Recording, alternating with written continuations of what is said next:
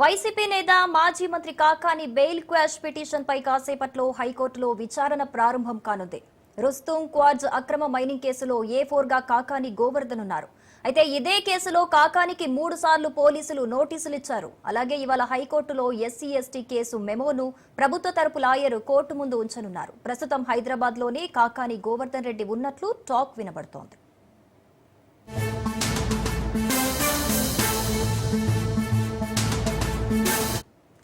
Right, ఇదే అంశానికి సంబంధించిన మరింత సమాచారం చరిత్ కుమార్ అందిస్తారు. చరిత్ కుమార్.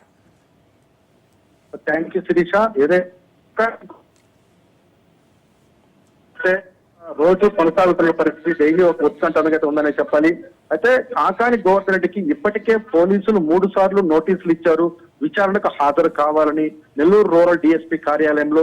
కానీ కాకాని వివిధ కారణాలతో అయితే మాత్రం ఆ నోటీసులు తీసుకోవడంలో ప్రత్యక్షంగా తీసుకోకపోవడంతో, అలాగే ఆయన హైదరాబాద్ లో ఉంటున్నాను, నేను ప్రైవేట్ కార్యక్రమంలో ఉంటున్నానంటూ కూడా కొంత మీడియాకి లీకులు ఇస్తూ నేను ఎక్కడికి పారిపోలేదని చెప్తున్నప్పటికీ అయితే కాకాని గోవర్ధన్ రెడ్డి మాత్రం కొంత పోలీసులకి అయితే అందుబాటులోకి రావట్లేదు.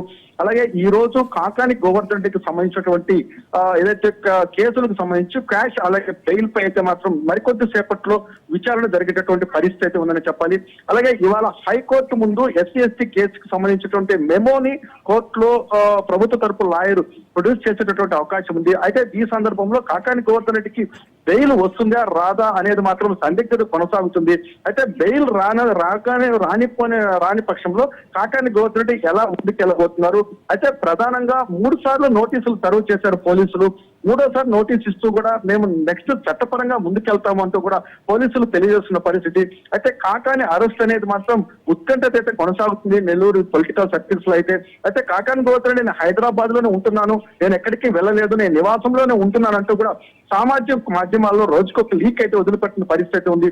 250 కోట్లకు సంబంధించినటువంటి అక్రమ మైన్, అలాగే అక్రమ మైన్ తరలింపు, అలాగే ఏదైతే పేరుడు పదార్థాల అక్రమ నిల్వ, వీటికి సంబంధించి ఇప్పటికే కేసులు కొనసాగుతున్నాయి. అలాగే అక్కడ స్థానికంగా ఉన్నటువంటి గిరిజనులు బెదిరించారంటూ కూడా ఈ కేసులు నిన్నటి SC/ST కేసు కూడా నమోదైనటువంటి నేపథ్యంలో ఈ రోజు కాకాని గోవర్ధన్ రెడ్డికి హైకోర్టులో ఎలాంటి పరిణామాలు జరగబోతున్నాయి? అయితే మరొక సమాచారం, కాకాని గోవర్ధన్ రెడ్డి గతంలో లాగానే సుప్రీంకోర్టును ఆశ్రయించేటటువంటి పనిలో నిమగ్నమైనట్టు కూడా సమాచారం అయితే అందుతుంది శిరీష.